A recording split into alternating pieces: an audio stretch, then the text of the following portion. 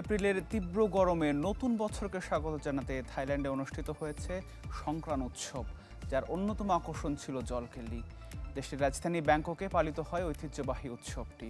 এতে স্থানীয়দের পাশাপাশি যোগ দেন বিভিন্ন শহর থেকে আসা পর্যটকরা।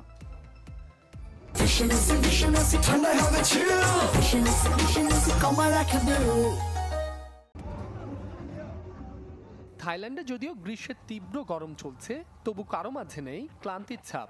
দেশটিতে নতুন বছরকে স্বাগত জানাতে এভাবেই চলছে আনন্দ উৎসব।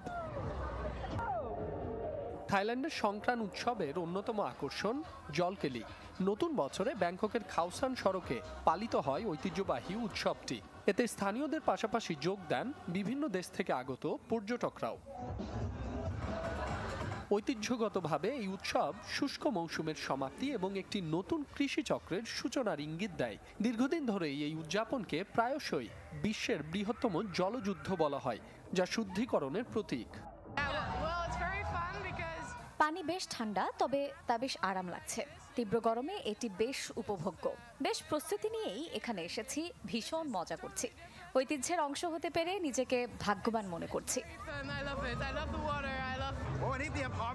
থাইল্যান্ড দারুণ জায়গা, যারা আসেননি তারা ভীষণ মিস করবেন। সতর্কতার সাথে এখানে উদযাপন করছি, কোনো সমস্যা হচ্ছে না। মার্চের শেষ দিকে মিয়ানমার থাইল্যান্ডে শক্তিশালী ভূমিকম্পের কয়েক সপ্তাহ পরেই এই উৎসব পালিত হচ্ছে। দেশটির পর্যটন মন্ত্রণালয়ের মতে, সাম্প্রতিক ভূমিকম্প সত্ত্বেও এবার 3.80 লাখের বেশি যে পর্যটকের লক্ষ্যমাত্রা থাইল্যান্ডের, তা পূরণের পথে রয়েছে দেশটি। মাসুম রাব্বি, চ্যানেল 24।